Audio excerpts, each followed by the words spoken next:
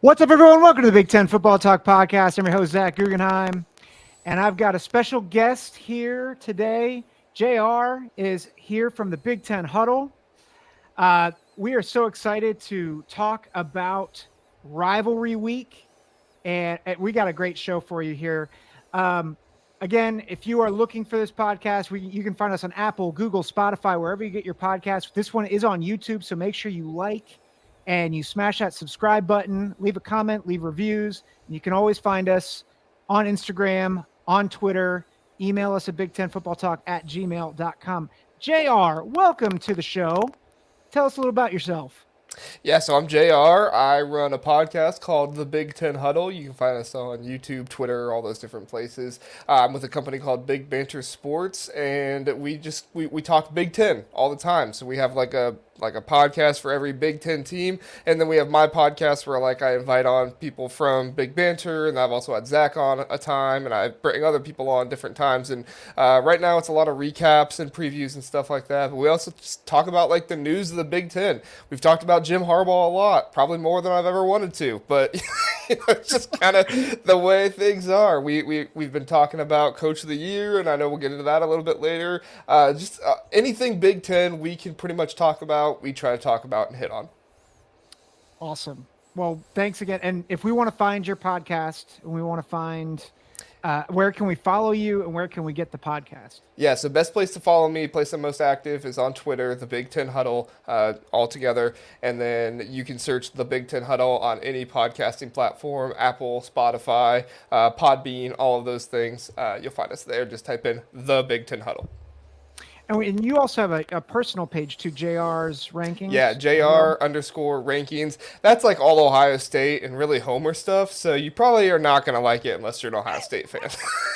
That's as people are coming in for this podcast, you need to understand that both of us are Ohio State fans, and this is the one episode of the every year that I feel the prerogative to be a little bit more homerish because Yeah. it is the Ohio State game versus the team up north.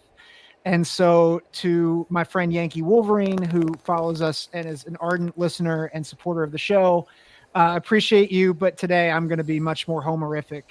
Although my pick may not be as homerific as my banter.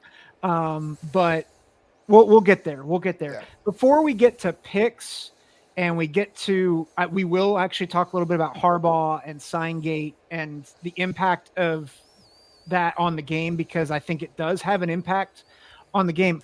I do want to get to the coach of the year stuff because I got a comment. I love interaction with people who listen. I'm sure you do too, JR. Oh, yeah. But I had someone send in a comment about coach of the year. I have been very, very an avid fan of Greg Schiano and David Braun, and I've said multiple times over the past several weeks that I feel like they should be coach of the year. Well, Nick R. Bush wrote in, and I appreciate his willingness to say what he wanted to say, but he basically was saying, you've got to be joking that it's Braun and Schiano. Look at what Kirk Ferentz has done. Look at what he's done at Iowa. He's 9-2. He's won the West. How is he not the obvious choice for coach of the year? So in response to that, I put up a poll. And I put 4 coaches on it. I put Schiano, Braun, Ferentz, and Ryan Day. I think it was a straight tie for first with Schiano and Braun. Ryan Day was a distant third, and coming in at fourth, but very close to Ryan Day was Ferentz. And so whenever someone writes in, I have my opinions obviously, but I do want to consider what different fans are saying. And so, JR, I'd love to hear, since you're locked into the Big Ten too, what are your thoughts on Kirk Ferentz, on Iowa's season? Should we give more consideration to Kirk Ferentz as coach of the year in the Big Ten? Yeah, so I put out Coach of the Year power rankings it's not so much my thoughts on who is the Coach of the Year. It's more like me trying to predict the award. But also my thoughts get into it and my bias and stuff like that as well. So it's hard to completely eliminate that. However, right now my top 4 are David Braun, Kirk Ferentz, Greg Schiano, and then fourth is Ryan Day. And what I've found as I watch Iowa and as I kind of pick apart their situation more and more, Kirk Ferentz has done a fantastic job this season. I don't think there's any question that what he's been able to do is to be nearly a top 15 team. They'll be top 20, I think, at the end of the year as long as they win their bowl game. But to have your son forcibly fired by the administration, to lose your starting quarterback, both your starting tight ends, which the tight end position is the bedrock of that Iowa offense. I know, national media guys like to take, make jokes about the Iowa offense. Big Ten fans too, don't get me wrong.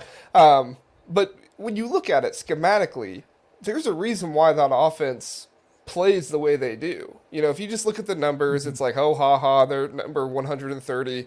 But if you actually watch the Iowa games, there's a reason why that offense is as conservative as it is and does what they do. Now, a big part of that is they just don't have talent, right? I mean, they don't have the offensive talent. They don't have the skill position guys that they need to have. Their linemen are okay, but they're nothing, none of them are probably going to be All-Americans or anything like that. But I look at what Kirk Ferentz has done and say, I look at the injuries, I look at the firing of his son, and not only did he win the Big Ten West, I mean, he won it pretty convincingly. There was a point there where like 5 other teams could possibly win the Big Ten West. But I think when we looked at that, we all knew that, all Iowa had to do was win one more game and they were going to win the West. So, I do sympathize with Iowa fans because I don't think Kirk Ferentz gets the credit he deserves. But I would also say, remember what everybody was saying about Northwestern at the beginning of the season. I mean, there were people saying they're not going to win any other game but Howard. I mean, there were people saying that, like, oh, yeah, they might beat UNLV. We'll see. And now he's bowl eligible. Like, the dude took over a... I mean, let's not forget, just like, I think it was last year or the year before, the dude was in FCS. Yep. And now he's at Northwestern. He's the interim head coach. He got the team bowl eligible. Now he's the head coach of a Big Ten program making far more money than he would have ever made in FCS. Now I get it, it's not the best Big Ten program out there, but this is still a Big Ten program that has competed for the West and won the West a couple times here lately. So, if it wasn't for David Braun's, heroism, it would probably be between Greg Schiano and Kirk Ferentz for me. But I just think you have to look at David Braun and say, what he's done this season with the expectations they had, he's just far exceeded them. Well, the expectations, but also he's following Pat Fitzgerald. Yeah. And he's cleaning up an absurd mess. Yes. And both of those, I mean, you could have easily lost the program. Mm-hmm. And I think not only, like, I totally agree with you. I think I had them 1-11 going, like, for this season. I had them 2-10. Yeah, and like I wasn't convinced that they would beat Howard, right? And, they almost did it. That's yeah, a crazy right, thing. Right. But I think what we always have to remember, Coach of the Year is it's a contextual award. Yeah. Like, otherwise, the Big Ten champion would always get it, and we know from history, like, Ryan Day was the first Ohio State coach to win Coach of the Year, like, I think since John Cooper. Yeah. Like, which is absurd, by the way. Mm-hmm. But, and so the context, like, you have to remember Kirk Ferentz, and I think Kirk Ferentz will go down as maybe the best Iowa head coach. Oh, I think so. History. Like, Hayden Fry, maybe, but, like, he has done such an amazing job there. Mm-hmm. But you have to remember, too, look at who he's done it against. Like, he didn't have to go against Ohio State or Michigan. If you look at the coaches, you have 4 first-time head coaches in the Big Ten West, and then you have Brett Bielema, who lost a ton of talent at Illinois, and PJ Fleck, who quite honestly is just PJ Fleck. And you lost to him, which I know is controversial. But we're talking about, if you're trying to compare, like, who are the top 2 or 3 coaches for this, like, you've got to split hairs. And I think that's what we're doing when we're saying, hey, maybe you shouldn't have kept your son on. I know that was a tough, Right. tough thing. And maybe you should have had more offensive development. I don't think that takes anything away from what Kirk Ferentz has accomplished and getting to Right. the Big Ten West. And I would not be surprised if Iowa gives whoever wins the East a game because for several reasons.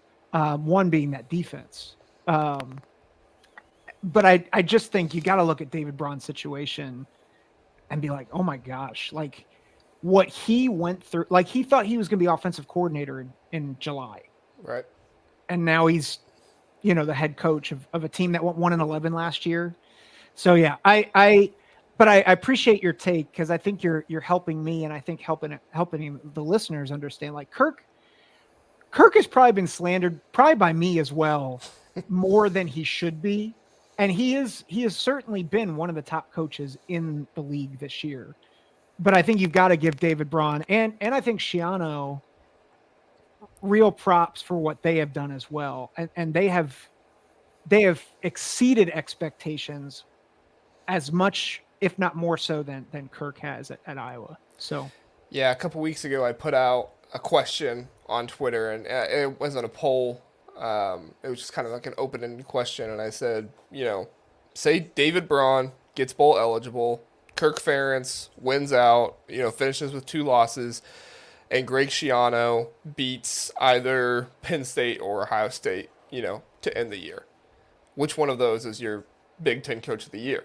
mhm. And it was still unanimous David Braun because everybody was saying this guy got bowl eligible. Like, Yeah, do we understand who Northwestern? And so it's like, even if Greg Schiano and Kirk Ferentz is about to do it, I mean, if he wins this weekend against Nebraska, he is going to win out and only have 2 losses.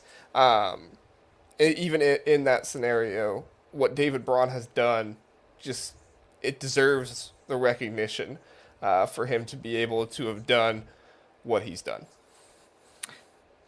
Agreed. So we are renaming the podcast David Braun Support Podcast, and we're gonna move on. I've had people say we're the Rutgers Huddle, so I'm all for the programs that don't have as much, yeah, that don't get as much support because, and I think Rutgers and Northwestern both having great seasons, and so and that's not to take away from Iowa. So right, this is a fun week, and so we're gonna get to picks right now. We're gonna do 6 of the 7, and then we're gonna spend a chunk of time on the game, as I think we should, even if we weren't 2 Ohio State homers. Right? It's 2 right, versus 3. The implications, the scandal, all that stuff.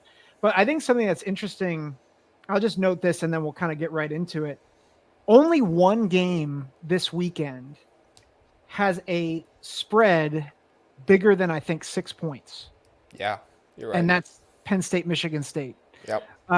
Because part of that is because I'm not sure Michigan State has enough scholarship players to field that are healthy. Those availability reports came at just the right time because you look at it like everybody else's and it's like, oh, it's this small. And then you look at Michigan State's. It's a scroll. Like you're just unraveling it, right? They printed out 2 pages instead of 1. Oh, it's gonna be rough. So we're gonna stick with Iowa. We're just gonna go with how these games are going to fall on the weekend, except for the game. Yep. Number 17, Iowa. The college football playoff rankings just came out as we're recording this. Iowa down to 17 this week. They are at Nebraska. The game is on CBS. It's a 12 p.m. kick, and Nebraska, believe it or not, is a 2.5-point favorite. Quarterback situation for Nebraska still, I'd say iffy. It's been iffy all season. Yeah. Not sure if Harburg's going to go or if it's going to be Purdy. Who you got in this one? Well, for basically the entire season, I've been telling Nebraska fans, if you guys can just put together a game where you have reliable quarterback play, you'll win. And then they played Wisconsin, and they had reliable quarterback play, and they lost. so to me, it's like, unfortunately, I think Nebraska is just in the spot right now where, yes, I think they're a good team, and I think Matt Rule is a really good coach. I think that Iowa's just going to be too much for them. I think it's going to be a close game because every game Iowa plays is a close game, except for Rutgers a couple weeks ago. But I think that Nebraska's found their quarterback, and that's very good. But I think a win here would do wonders for them to have the extra practice time that you need to like go into a bowl.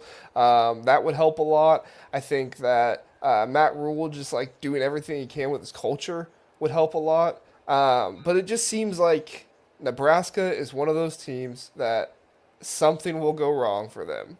Whether it's a pick at the end of the game, whether it's bad tackling, whether it's a big play or something like that.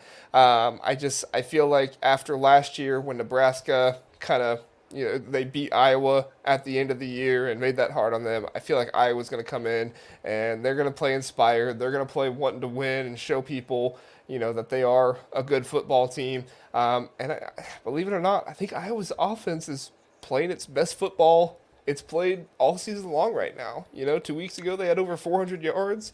Last week they scored 15 points, which I know like that sounds like wow, real barn burner, but that's a good week for Iowa. So I know Cooper DeJean being lost is a little questionable, but I have Iowa 10-7 in this one. So you're going under. Yeah, I always go under with Iowa. That's a safe bet. This was hard because I think I've picked against Iowa 3 out of the last 4 weeks. Mm-hmm. I didn't do a picks pod last week, and I'm pretty sure in my mind I picked against Iowa.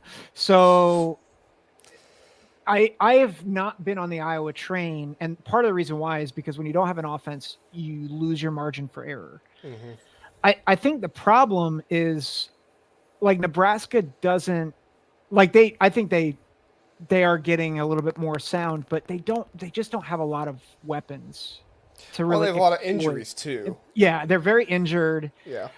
I think Matt Rule will have these boys ready to go, but I actually agree with you. I think oddly enough, Iowa with all the injuries that they have, I think they've really started to put together some good games offensively. I also am going Iowa, which I think. It's funny. As I was coming to the podcast, I was like, I think I'll pick Nebraska, but I actually think Iowa. I think they're going to clamp down on Nebraska. I think they're going to turn them over. I've got 13-7, so a little bit more. It's still under, but I think it's like the lowest over under ever, and we're still going under. Yeah, it's. What is it, 26.5? I think is the over under or something like that. Is it 26? I thought. Let me check real quick. Last I checked, I think it was somewhere around 26. 27.5. 27. Okay. At least. Oh no! It dropped down to 26.5. It went down. It opened at 27.5. Oh my gosh. Oh man. I love it. I love Iowa football. I love watching it. It's just awesome. It's old school. It's old school Big Ten. 3 yards in a cloud of dust. Yeah. So, or rubber pellets. Right. So, number 11, Penn State at Ford Field taking on Michigan State. Pseudo home game for the Spartans, where Penn State fans actually might fill more of the stadium. But Penn State is a 21-point favorite. This is 7:30 p.m. These are both, by the way, on Black Friday, not on Saturday. So 7:30 p.m. game. Penn State's a 21-point favorite. Who you got in this one? I just don't think I can pick Michigan State. There's too many guys out right now. I don't like Harlan Barnett. I know he's talking about interviewing for the job and everything. I think Michigan State would be just absolutely wild to hire him. I don't think that he's done a good job. I don't think that he has good coordinators. I know he bleeds green, and that's awesome for him, but unfortunately, I just don't think he's made to be a head coach of a Big Ten program. As somebody who roots for the Big Ten, I hope they do not. I would rather them hire Jimbo Fisher as the coach over at Michigan State. So, and I know Penn State's had their struggles with their offense, but I just think that Michigan State is so depleted that Penn State will, they have stars. I mean, even though Drew Aller's not been the best, he's still a 5-star quarterback. They still have Nick Singleton. That offensive line, I know there's a couple spots where it's kind of iffy here and there, but they're still a better team than Michigan State. I have them winning 41-6. Yeah, I think Franklin said Aller got dinged in the Rutgers game. He said he's going to play. Yeah, And I think he also said that Bo Prabula, who's the backup, who's more of a run threat, is also going to play in this game. which I And actually like the offense better with Bo in there than Drew yeah, last well, week. it kind of turns back into that Trace McSorley Yep, which I style think is more offense. fitting for Penn State. Yeah, and I think it's more fitting for Franklin. Like Yeah, I don't think Franklin knows how to use a pro style quarterback. yeah, And I think when he had Hackenberg, he didn't know what to do with him. And I think Hackenberg didn't like being there once yeah, Bill O'Brien uh had moved on. And yeah, and they don't have the receivers right now. yeah. Like Keandre Lambert Smith is a good weapon He'd be if a he's a good two two or or a three on three. most other teams, but he's just not a one. Yeah. And but that being said, I agree. It's amazing that they've won two out of the last that Michigan State has won two of the last out of the last three. Yeah, But I agree. Like Michigan State is a top 25 caliber program, yeah. and I actually think the expansion of the conference is going to help them because they get out of the death division. Hmm. Um, and so you get the right coach, and even if Harlan Barnett impressed at all in the last 3 weeks, which I don't think it should. It's Indiana and I forget who else did they beat? Nebraska. Nebraska. That's right. Yeah, It's Indiana and Nebraska. Like you're getting killed by everybody with a pulse. yeah. So I, but I agree with you. I think they're too depleted. I think Penn State covers. I've got 35 to 10. Um, and I'm not sure it's even that close. I think Penn State might struggle the offensive woes might come to bear a little bit, but not enough to make this You might close. see something similar to like what we saw with Minnesota and Ohio State last week. 13-0 at halftime, but there was no doubt that Ohio State was still winning that game. Right. That's probably what you'll see something like that here with Penn State and Michigan State. Yep. Yep. Enough for Penn State fans to feel icky Yeah, at some point. to get mad again. Yeah. Yeah. Which I get. I get. Yeah, So old Oaken Bucket game. This is on Saturday. It's noon kick. Big Ten Network. Purdue is a 3-point favorite in this game. Both teams are 3-8. Ryan Walters trying to get his first taste of rivalry victory. Tom Allen maybe coaching for his job. Maybe, maybe I don't know. I don't know. What do you think? yeah. I think even if he wins, you still fire him. I mean, this is just. Listen. I like Tom Allen. I root for IU. In addition to my Buckeyes, because I just my in laws all like IU, and I really don't have any reason to dislike them. So they're probably like my second Big Ten team, kind of. Which is a little depressing, but it is what it is. If I get disgusted by them, I just go watch Ohio State, and then I feel better. But no, I think Tom Allen. It's clear that he's not the coach to lead Indiana to where they need to go. I don't think he's a bad coach. Like I think he'll be a good defensive coordinator somewhere, and eventually if he makes it back to the Big Ten as a defensive coordinator, I think that he would do really well in that area. But I don't think that he's Big Ten head coach material. He might do really well with like a group of five team or something like that. But the school just isn't right for him. The position isn't right for him. But with all that said, I still think Indiana has a good chance to win this weekend. So I am going to pick Indiana to win 27-24 because I do think that Tom Allen can get those guys inspired to play well. They've not played terribly the past Mhm. few weeks, but I do have a source, somebody who is like an assistant athletic director at a Big Ten school, and she told me that Indiana is scraping the money together, and they're probably going to fire Tom Allen, and just they're kind of letting him finish the season out of respect, because everybody there does like him. Yeah. They have to move on from him, especially in this new Big Ten that's coming in. Yeah. Yeah. That's I I think since the beginning of the season, the writing kind of felt like it was on the wall. Yeah, Although I agree, I don't know Hudson Card's status on this game. He was out last week for Purdue, um, and I agree. I think Indiana wins this game. I'm going to go 20-17. Yeah. Indiana wins. We'll keep moving. Northwestern at Illinois. Illinois is a 5.5 point favorite. Illinois needs to win to get bowl eligible. What are your thoughts? I think they're going to do it. I think Illinois is going to win this one 28-17. I really like John Paddock. I think he's playing well. I don't think that Johnny Newton wants to be done, without a final win or something like that, especially on senior night for the Illini. So I think him and Keith Randolph are going to play very inspired football. I know he's not going to play in the bowl game. That was announced earlier today. But I still think he wants to give his all for his team and play hard. And I like Isaiah Williams. I think Isaiah Williams is a really underrated wide receiver in the Big Ten. And so him and John Paddock seem to have a connection. So in this one, I'm glad Northwestern's gotten bowl eligible, but I think it's time that Illinois plays the inspired football to become bowl eligible, and Northwestern will probably finish 6-6.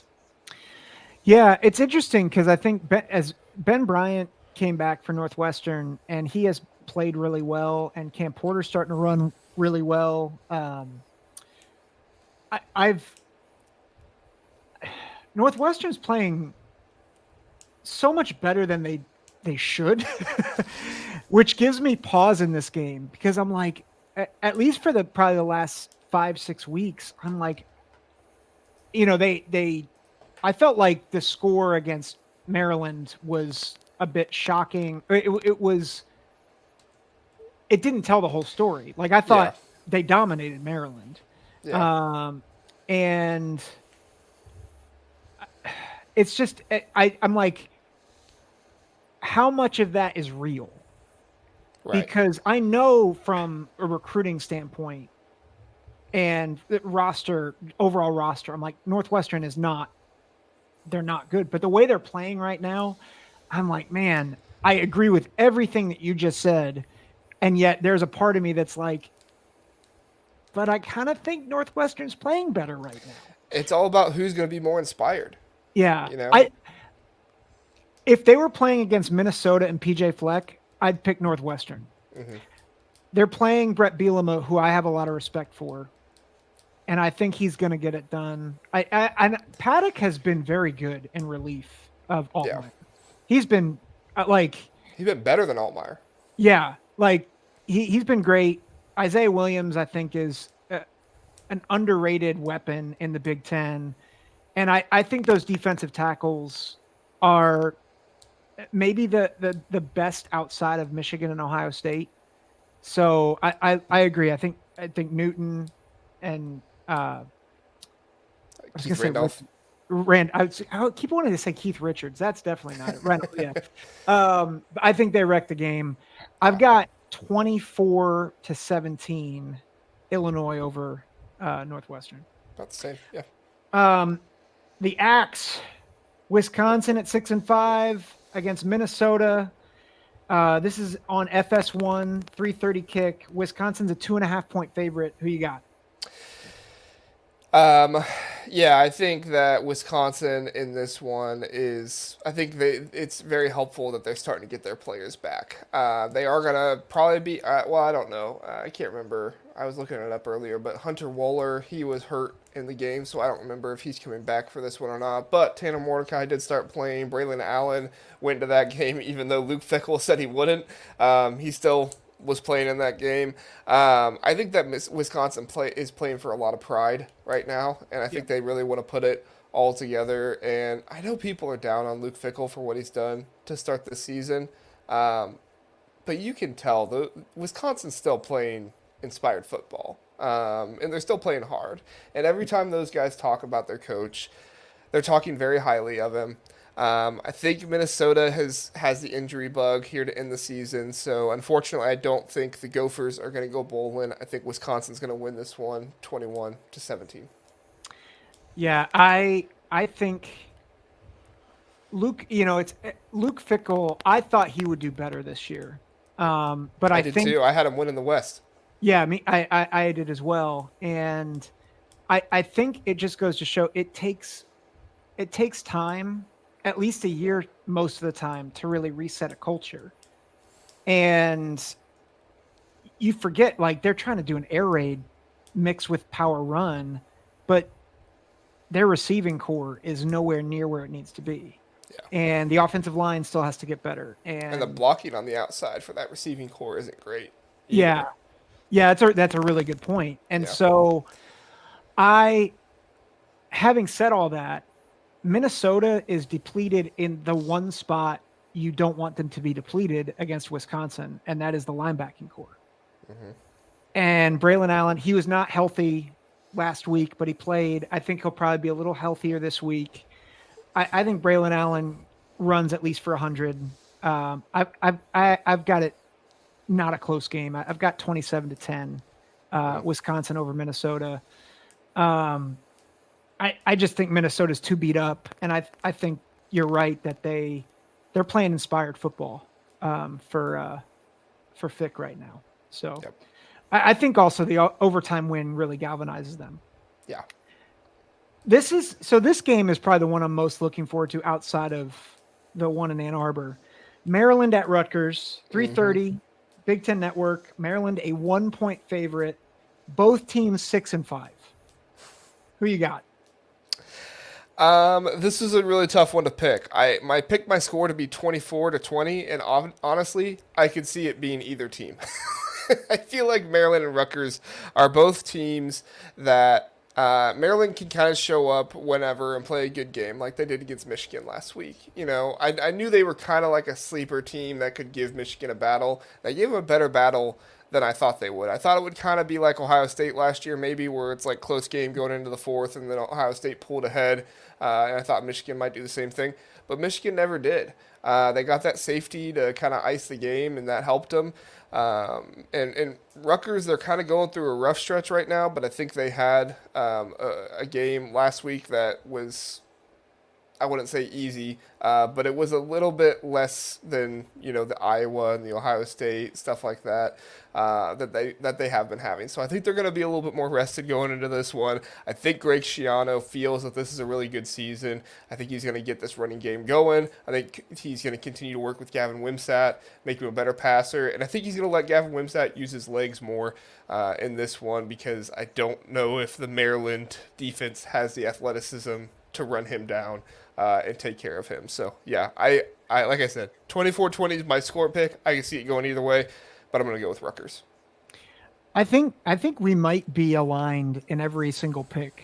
I Rutgers has faced, I think, three top five defenses, if not top five, top 10, Yeah. all in a row.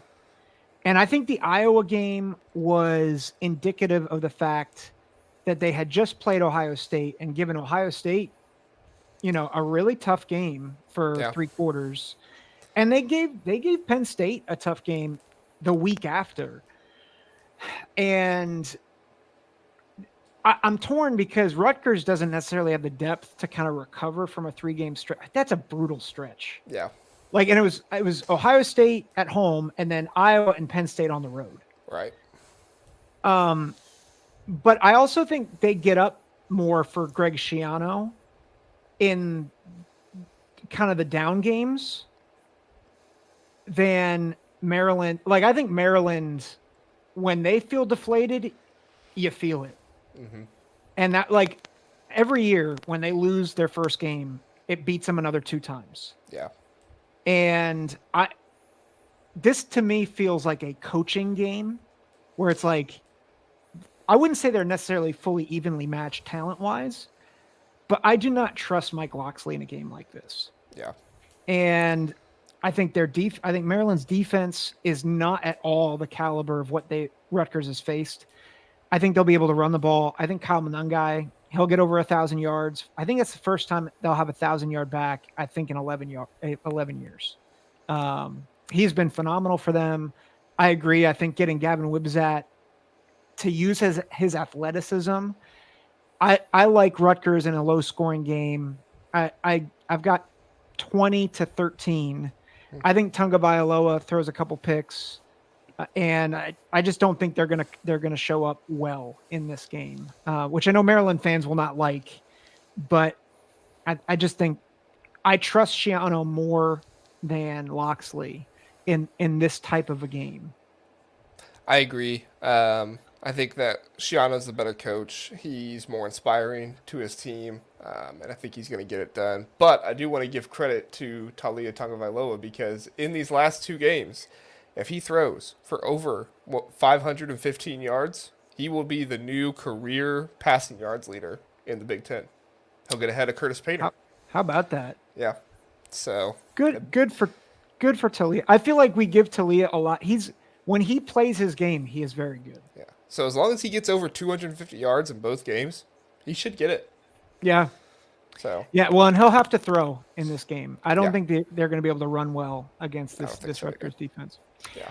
So we're going to take a quick break, and then we will talk about sign gates and the game.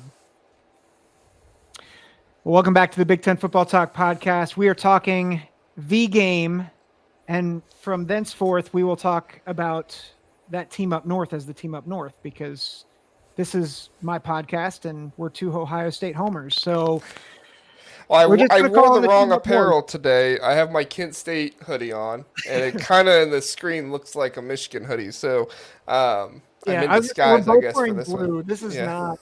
We did not do We this did not well. organize this well. That's okay. Before we get into breaking down the game itself, JR, I'd love to hear your thoughts. We've talked about the scandal on our podcast. I know you guys have talked about it at Oh, the a Big Ten ton. Huddle. Yeah. How does this impact the game this week in your mind?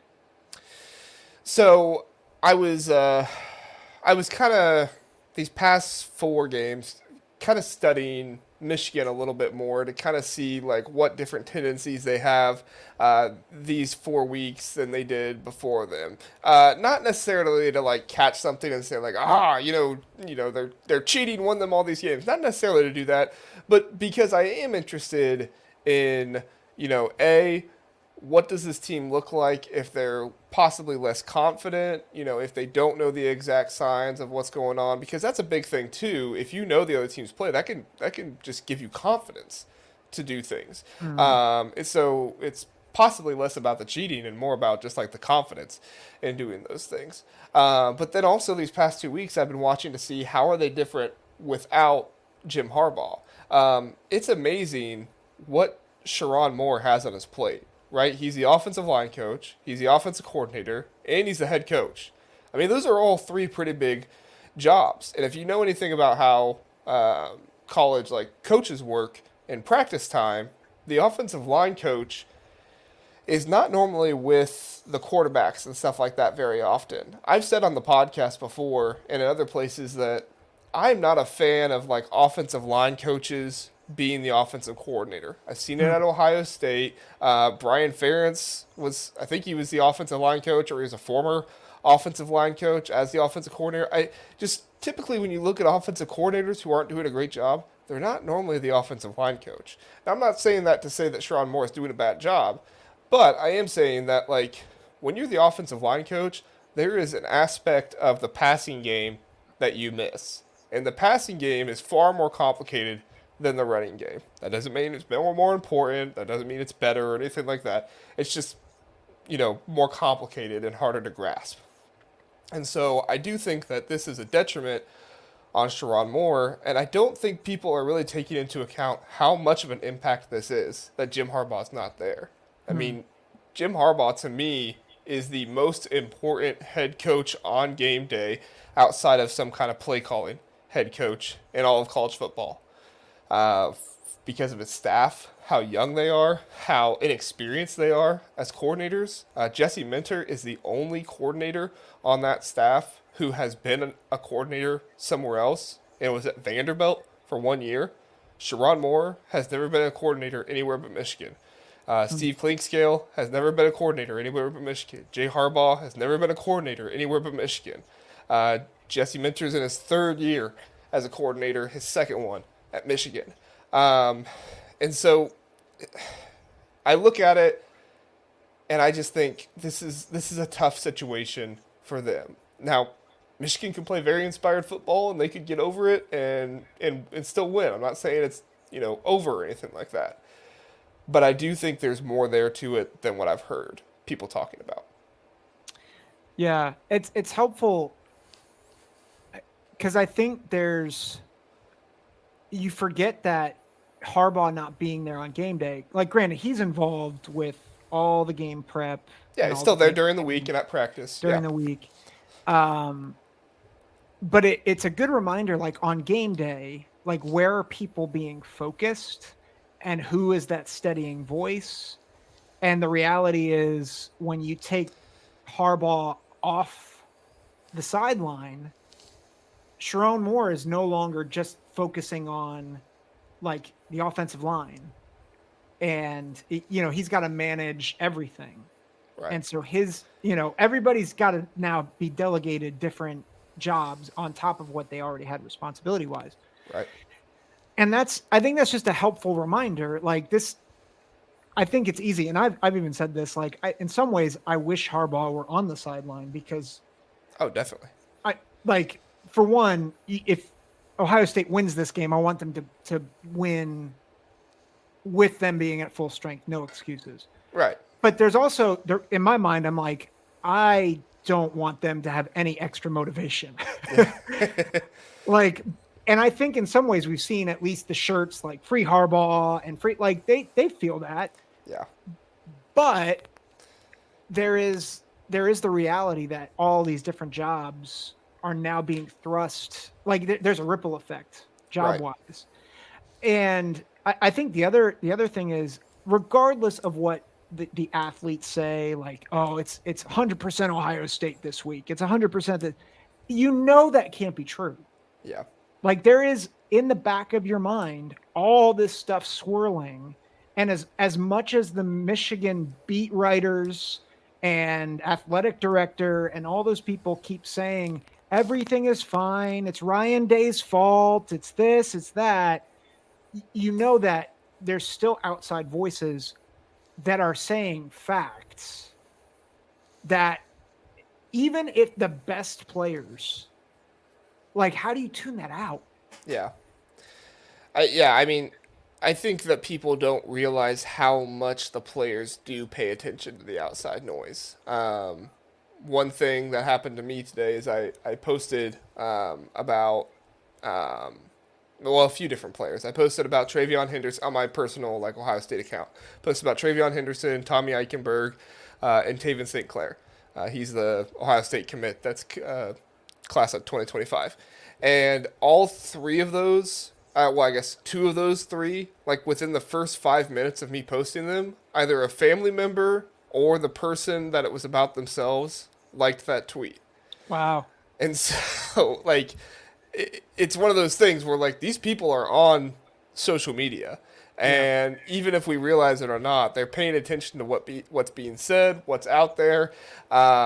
And they do let it get to them. I mean, these are still kids, Yep. These are still 18 to 23-year-olds. I know there's some guys that are 7-year seniors, like Cam Rising's coming back, and he's in his seventh year, so, he's a veteran. But these are still kids, and they're still dealing with a lot, and they are way stronger and way bigger than I will probably ever be. But, that's one of the reasons why we love college football. It's Yep. the emotion. It's the amateurism. Even if these guys do start getting paid at some point, they're still young enough that they're going to be like amateurs. And it's not going to be as professionalized as other things. And it does make a difference, I think. Yeah. That's well said. That's well said. Well, with that being said, noon Saturday, big noon kickoff, Fox. The line is dropped to 3 points. The team up north is the favorite, but that line is dropped. I think it was 4.5. It's now down to 3. I think it was 7 to begin the season. Yeah, so it's Yeah. been creeping down. Where do you see this game going? So I have major concerns about Michigan's passing attack. And I have concerns about Ohio State's passing attack too. So I'm not just picking on Michigan here, but hear me out for a second, okay?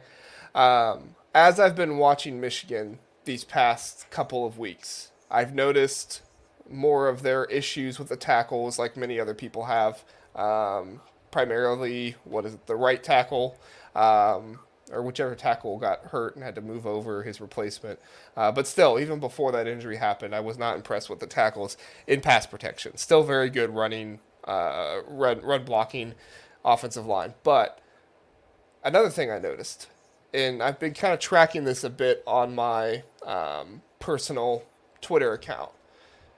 JJ McCarthy is not doing as well against the blitz now than he previously was. Hmm. And what I'm noticing by that is that, and I think somebody, college football nerds, I think pointed it out today, and I really wish they wouldn't have because this is something I thought was an original thought, but I guess somebody They're good else at with a they're larger good at, platform said it first. So they're good uh, at finding things. That's why we yeah, love them so much. but I think that JJ McCarthy, like when the blitz comes, and I don't know if they knew where the blitz was coming from or anything like that with the sign stealing, but I think they knew at least when the blitz was coming. And they were able to kind of like help JJ out with that, get him on the move, get him away from the blitz. But now I see JJ rolling out from these handoffs or these play actions, and it's almost like there's a guy waiting there for him because they're blitzing and the pressure is immediately on him. Whereas before, they did a fantastic job of rolling JJ out into space, and he's kind of roaming out into space, extending the play, sometimes having 4 or 5 seconds to make a throw. I haven't seen that as much against Penn State and against Maryland. So I do have concerns about Michigan's passing game. I also have concerns about Kyle McCord and his passing game. Yes, he did win that game for Ohio State against Notre Dame, but there were also some questionable throws that could have been picked off there. I Yep. still think that Kyle McCord, when he's under pressure, he doesn't get through his progressions as well, and his footwork gets a little sloppy.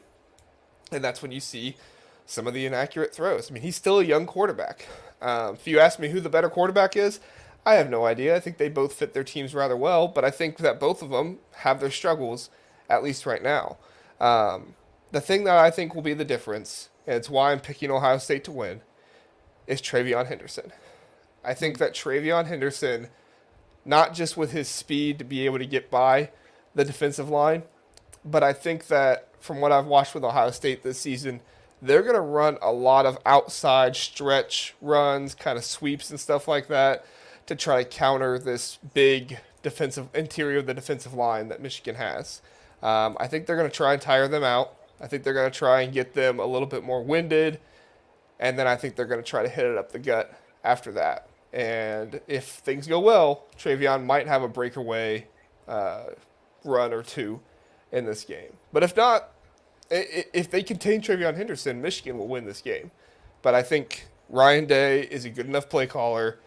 I've seen a lot of creative stuff from him this season, and I think that he's going to let it all loose against Michigan this weekend. Yeah, and did you say your score for the I think 24-20. 24-20? Yeah. Um, I I I really agree with a lot, and I feel like I was really on Ryan Day earlier in the season. I feel like he has actually managed this season really, really well. Yeah. Um, I it's hard because this is coming into the season. This is arguably the best roster that Michigan has had since '97. Yeah, possibly. Or 06, one of those two. Yeah, '06 was really, really good too. And they're senior laden.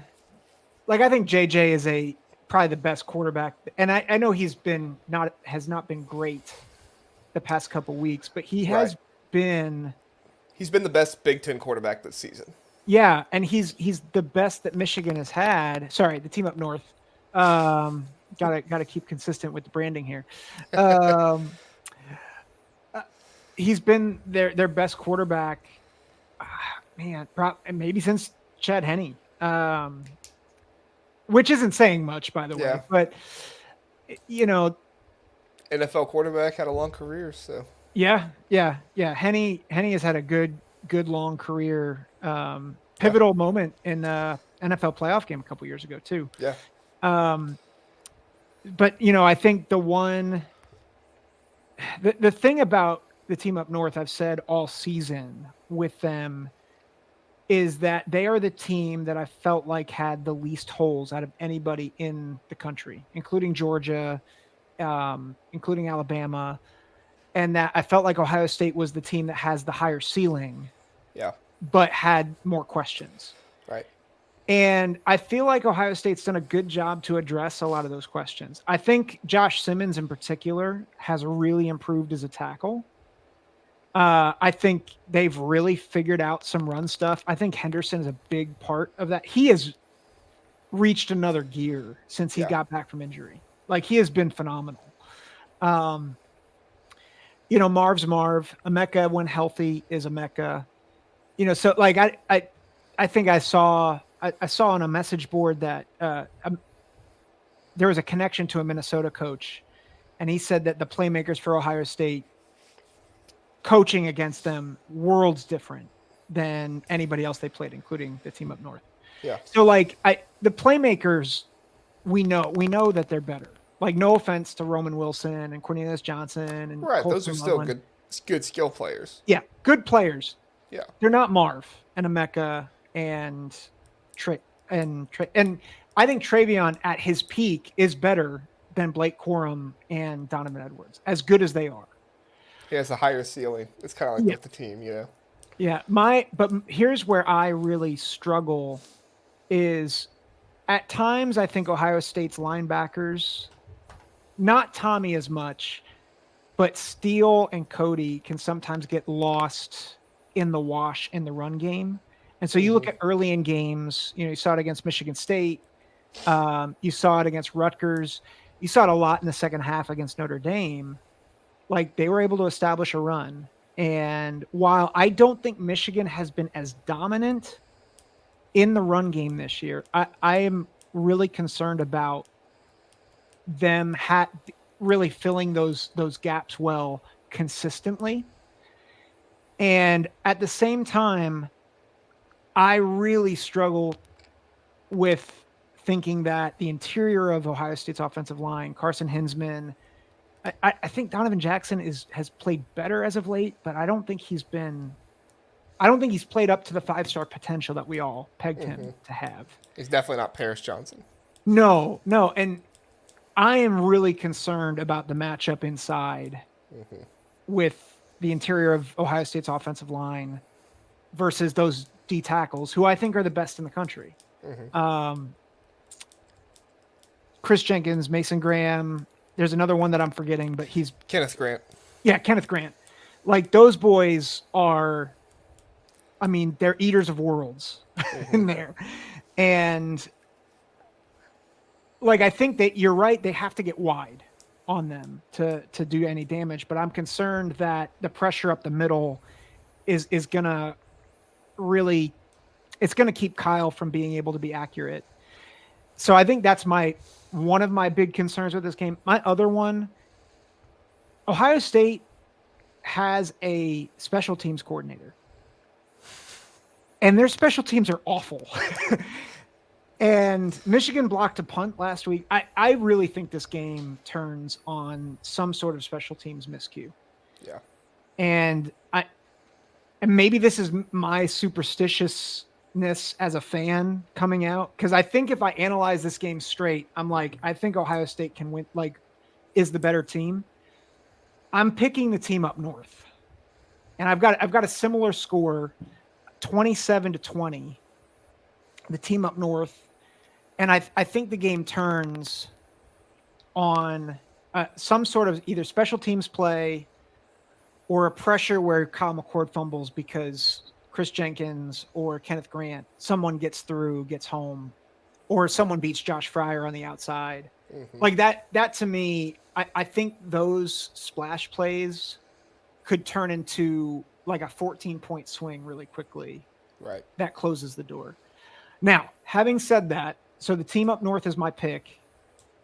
If Ohio State gets up 14-0, I think it's over.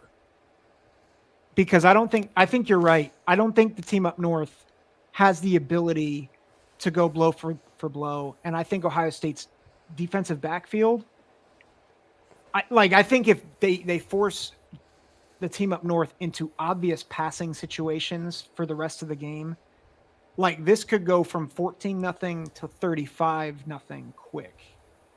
Because I think their defense has really turned it up a notch.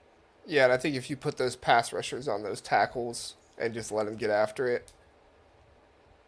I mean, obviously it's not going to be like Michigan State, Ohio State bad, but it would definitely put Michigan at a very big disadvantage. Yeah. Which I think it goes like Ohio State's explosion ability is so much higher. But I'm scared to death of middle pressure, them being able to control the clock with the run game and the special teams. So Ohio State's explosion ability is higher, but Michigan's like consistent move the ball down the field ability is higher. So yep. it's all about who excels in that better. Yep. Well, JR, I appreciate you joining. Any last thoughts before we kind of close up here? Just sad that Big Ten football is only one weekend left. I love all the rivalries, but I'm sad when they get here because I know that, just means that, we're only going to see some of the teams in bowl games and all those things. So if only we played that darn SEC schedule where it was only like 8 conference games and everybody could be bowl eligible. But, we're just not as privileged as the Southerners, I suppose. uh, uh, well, we'll get some more bowl eligible teams though with 18 teams in the conference. So. Yeah, we should have the most then. Yeah. Well, before we go, Jared, again, where can we find you and where can we find your podcast? Yep, the Big Ten Huddle. We're going live here in about 5-10 minutes. Talk some basketball if you want to head over there on YouTube. And yeah, so check us out: Twitter, YouTube, podcasts, all those things. Cool. Well, thanks, JR. Appreciate it. Yeah, we'll make sure we get this. We have more joint episodes in the future. So appreciate you.